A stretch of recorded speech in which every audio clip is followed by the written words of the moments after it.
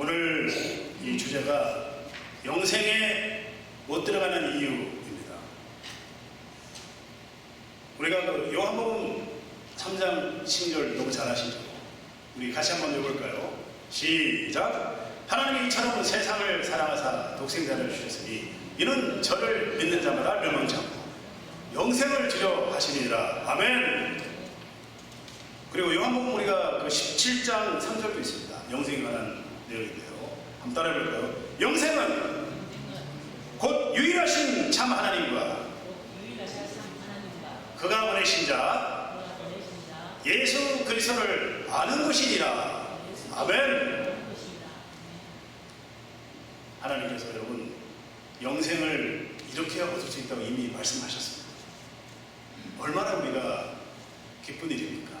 하나님께서 이미 영생을 하는 방법을 말씀해 주신 거예요. 독생자 예수님만 믿으면 영생을 얻을 수 있다. 이 말씀을 주셨음에도 저희가 지금 우리 기독교 개신교인들이 많은 분들이 지금 폄하를 당하고 질타를 당하고 있죠. 그럼에도 불구하고 하나님은 저희를 사랑하셔서 지속적으로 기회를 주시고 말씀을 하시는 것입니다.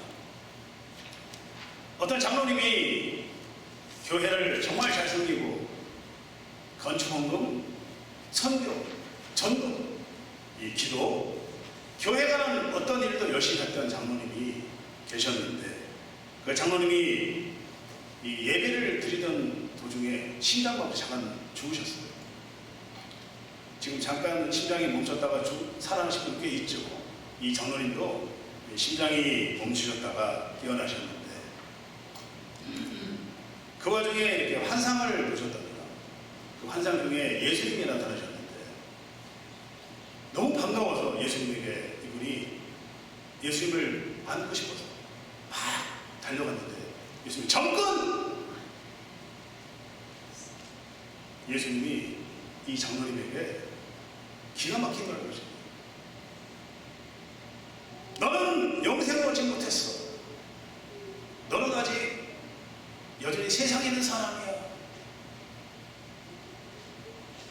이 장로님 입장에서는 얼마나 기가 막혔겠습니까?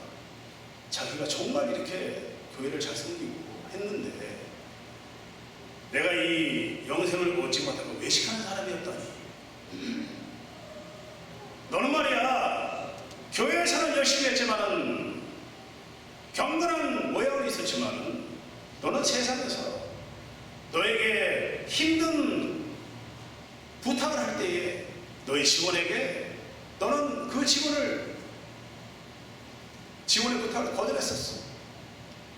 너는 세상에서는 예수님이 하신 빛과 소금 일을 못했던 거야. 그렇기 때문에 너는 아직 영생을 얻을 자격이 없어. 그런 것을 하십니다. 우리가 지금 사실 이 교회에 나오는 이유가 영생을 얻기 위해서 나오는 것입니다. 영생을 얻었다면 우리가 이 얻지 못한 미신자나 아니면은 우상 숭배하시는 분들 교회 안에서 여전히 아직까지 이 부족한 그들을 위해서 기도를 해줘야 됩니다. 그런데 지금 우리가 안타깝게도 그 많은 목회자들과 이 목사님 주변에서 말씀하시기를 수많은 분들이 30년, 40년 교회를 다니고도 여전히 세상 가운데 있다. 이런 말씀을 많이 하세요. 세상에서는 우리 기독교인들을 폄하하고 조롱하고 그런 일들이 있습니다. 여러분 왜 그럴까요?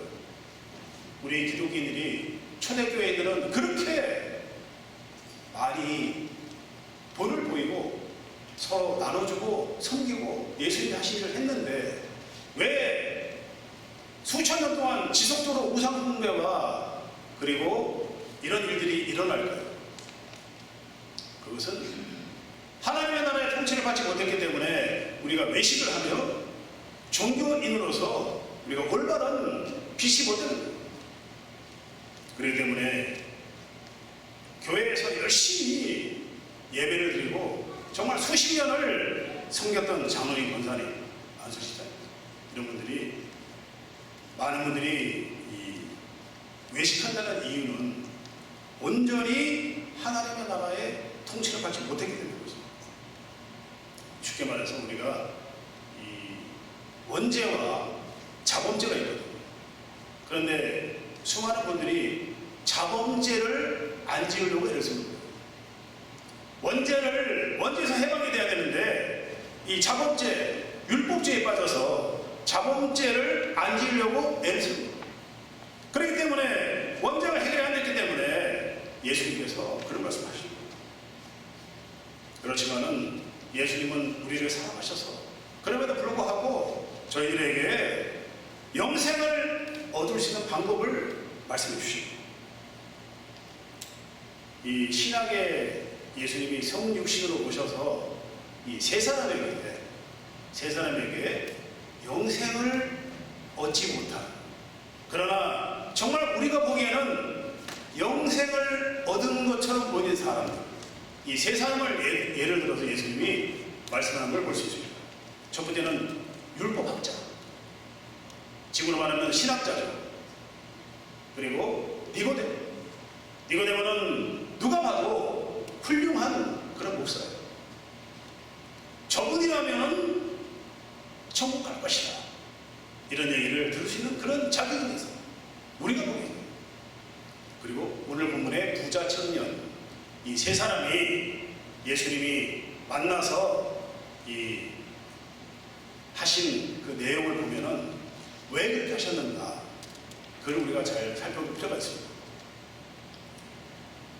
마태복음 10장 34절과 누가복음 10장 25절에 보면은 바리새인들과 율법학자가 나오는데, 이 율법학자가 여기 김범 목사님 잘 아시지만은 유대인들이 율법학자가 아니라 하더라도 얼마나 율법적으로 삽니까? 정말 하나님의 일을 잘 지키려고 애를 쓰는 사람들. 안식일에는 정기도 안 켜고 차도 안 타고 걸어다니고 모자를 쓰고 다니면서 나는 선택받은 민족이야, 이런 거를 드러내는 이 유대인. 그런데 율법학자는 엄청난 사람이죠. 사실은 저희가 보기에는 이 구약을 통째로 다 씹어먹어요.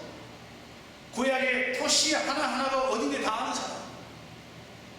말만 하면은 구약 성경을 달달달 외우고 줄줄이 나와요. 그러니까 이 율법학자가 30세 가량의 이 예수님을 보고 시험을 합니다. 이분 생각에는 나는 영생을 얻은 사람이야, 자네가 내가 지금 하는 질문을 알 수 있겠나? 이런 질문을 합니다. 선생님, 어떻게 하면 영생을 얻을 수 있겠나니까 이렇게 물어보니까 예수님이 이 율법 교사의 마음을 이미 알고 다시 되물습니다. 그러면 성경에 하나님이 뭐라고 하시더냐, 이렇게 말을 하니까 이 율법 교사가 구약을 달달달 외우고 있기 때문에 신명기 말씀과 레위기 말씀을 빌어서 이렇게 말합니다. 하나님을 전심을 다하고 뜻을 다하고 목숨을 다해 사랑을 하시고, 그리고 이 레위기에 내 예수를 내 몸같이 사랑을 하셨나이다, 이 말이 바로. 그런데 이 예수님께서는 이 말씀을 드린 이유가 뭐냐면은 바로 십자가의 희생 제사를 말하는 겁니다. 신명기와 레위기 이 얘기는 바로 십자가 사랑을 말합니다. 그런데 율법교사 앞에 계신 분이 바로 예수님이잖아요. 예수님이 이 율법교사에게 물어봤는데 율법교사가 그거를 잘 모릅니다. 그래서 이 율법교사가 그걸 모르고 있으니까 예수님께서 선한 사마리아인의 비유를 말씀하는 거죠. 바로 선한 사마리아인의 이 비유가 사실은 예수님을 말씀하는 것인데, 이 선한 사마리아인의 비유를 통해서 예수님이 이렇게 하라, 율법교사는 이런 일을 실천하지 않았다. 그렇기 때문에 이 율법교사를 통해서 예수님이 그 말씀을 하시면서 바로 예수님의 십자가 사랑을 말씀하신 거죠. 그리고 니고데모는 존경받는 선생이요, 랍비요, 그리고 공회원이요. 누가 봐도 이 니고데모는 영생을 얻은 것 같은 사람, 그런 사람입니다. 니고데모가 이 요한복음 3장에 보면은 밤중에 찾아오거든요. 예수님. 니고데모가 밤중에 찾아왔다는 얘기는 아직 니고데모의 영성이 어두웠다는 얘기예요. 그런데 이 니고데모도 자신이 영생을 얻은 줄 알고 그런 마음으로 예수를 찾아옵니다. 그런데 예수님을 만나서 예수님에게 물어보잖아요. 어떻게 하면 영생을 얻을 수 있습니까? 물어보니까 예수님이 니고데모가 이때까지 한 번도 들어보지 못한 그런 말을, 사람이 거듭나지 아니하면 하나님의 나라를 볼 자가 없느니라. 이 니고데모는 이때까지 이런 말을 들어본 적이 없거든요. 정청병력 같은 그런 말을 들어요. 하나님의 나라는 바로 하나님이 통치하는 그런 나라요, 그런 걸 통해서 우리가 두려움이 없어지고 수치심이 없어지는 그런 걸 말하는 것인데, 이 니고데모가 예수님의 그 말씀을 듣고 깜짝 놀랐어요. 그리고 이 오늘 본문의 부자 청년의 예를 보면은, 이 부자 청년은 이 재물이 많은 청년입니다. 17절에 보면은 이 부자 청년이 얼마나 간절했으면은 예수님께 달려와서 간절히 무릎 꿇고 아주 겸손한 모습을, 선한 선생님이여, 내가 무엇을 하여야 영생을 얻을 수 있겠나이까. 그런데 이 예수님이 어떻게 말을 하냐면은, 이 부자 청년이 묻지도 않았는데 예수님 이미 이렇게 말씀하십니다. 네가 율법을 안 하니, 이 부자 청년이 율법을 이미 지킨 걸 예수님이 알고 계신 거예요. 네가 부모를 공경하고 살인하지 않고 간음하지 않고 도둑질하지 않고 거짓 증거하지 않고 속여빼하지 않는 일을 했는데 한 가지 부족한 게 있다. 이 예수님이 그렇게 말씀하시면서 이 부자 청년에게 그를 사랑하사 이런 말씀입니다. 그를 사랑해서 영생을 얻을 수 있는 답을 지금 주신 겁니다. 네가 가진 것을 다 팔아 가난한 자에게 나누어 주고 나서 그리고 나를 따라라, 이 말씀하십니다. 근데 여기서 보면 이제 부자 청년이라는 뜻이 뭐냐면요, 이 청년이 돈을 사랑한 사람이었다, 이런 뜻입니다. 성경에 보면은 지역 이름이나 아니면은 앞에 수식어를 붙이는 말이 많이 나오죠. 사라밧 가부, 수냄 여인, 이런 말씀을 통해서 이방인이라는 걸 강조하는 거예요. 그리고 이 엘리사 같은 경우는 하나님의 사람이었다는 걸 강조하는 걸 위해서 이 엘리사는 하나님의 사람, 이런 수식어를 붙이고 있는데, 이 부자 청년은, 이 부자라는 이유는 이 청년이 돈을 사랑한 사람이었다, 이거를 말하는 것입니다.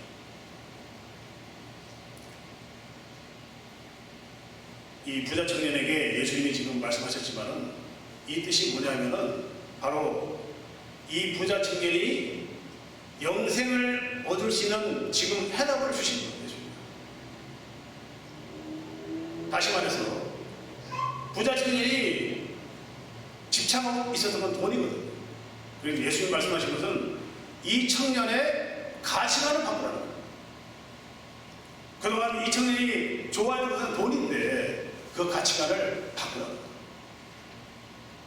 이웃을 위해서 네가 나누어주고 나를 따라라, 이 말씀하는 것입니다.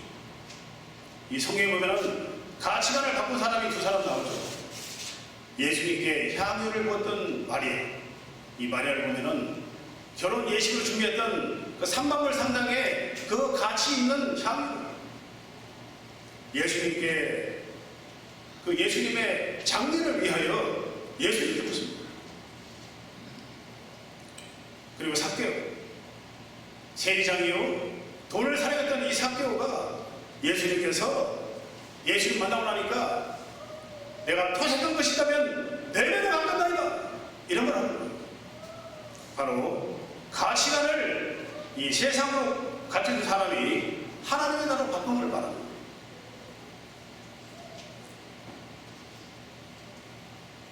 감리교 창시자인 존 웨슬리가 이런 말 했습니다.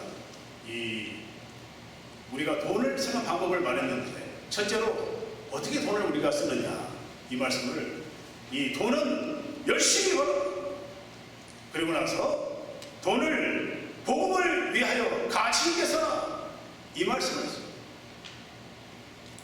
그런데 이 부자 청년은 지금 예수님께서 영생을 얻을 수 있는 답을 주셨는데 그 가치를 묻힙니다. 예수님은 이 부자 청년에게 네가 가진 것을 다 팔아 가난한 자에게 나눠주고 나를 따르는 것이 영생이다 이 말씀을 하시는데 지금 이 부자 청년 모습을 보면은 22절에 슬픈 기색을 띠고 돌아가니라. 결정을 못합니다. 예수님께서 분명히 영생으로 답을 주셨는데 그걸 못합니다. 이 부자 청년과 좀 비교가 되는 사람을 보면 바로 엘리사가 있는데 이 엘리사가 엘리야가 엘리사에게 그 겉옷을 후계자의 겉옷을 던져줄 때에 어떻게 난 볼까요? 열왕기상 19장 19절에 보면은 엘리야가 이 하나님으로부터 이 명령을 받아요. 저 부자 청년인 엘리사에게 가서 네 겉옷을 던져줘라. 엘리야는 이미 자기가 훈련시켜놓은 제자들이 있는데 하나님의 명령에 따라서 억지로 엘리사에 갑니다. 가서 보니 엘리사가 엄청난 부잣집이 됩니다. 엄청난 부잣집이야. 그 엘리사에게 가서 보니까 엘리사가 소를 24마리를 경작하고 있는 엄청난 부잣집이 됩니다. 엘리야가 이 겉옷을 갖고 와서 엘리사에게 던져줍니다. 이 옷을 받아라! 던져주는데 엘리사가 그 겉옷을 바로 받지 못하고 어떻게 하죠? 내 부모에게 가서 잠깐 부모에게 인사를 드리고 오겠습니다. 그 뜻이 뭐냐면은 세상의 미련입니다. 엘리사가 세상의 미련을 두니까 엘리야가 화를 내요. 아니 내가 이 먼 길을 하나님의 명령을 받아서 억지로 왔는데 지금 이 겉옷을 받지 않는다고?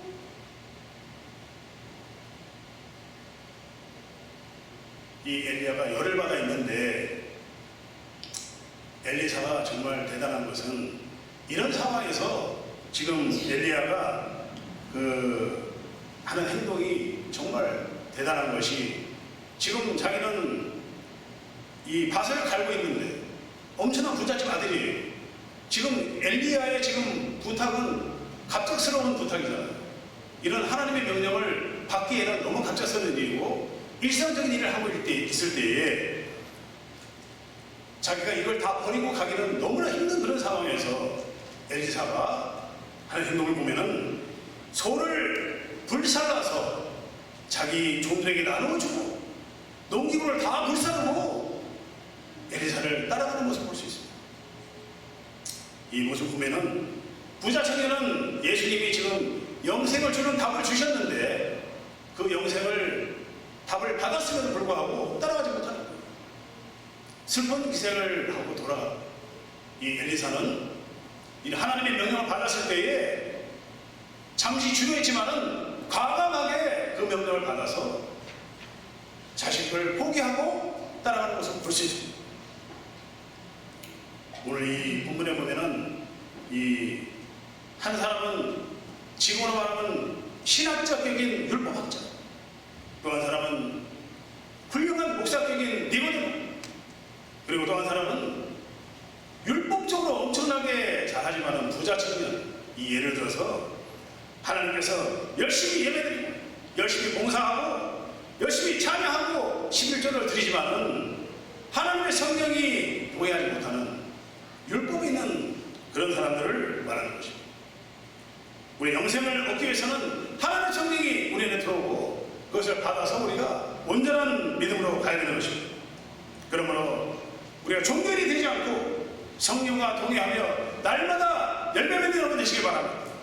그리하여 복음의 증인이 되어 성령 충만으로 내 이웃을 내 몸까지 사랑하며 우리가 날마다 열매 맺는 행복한 주님에게 모든 여러분 되시기를 진심으로 축원합니다.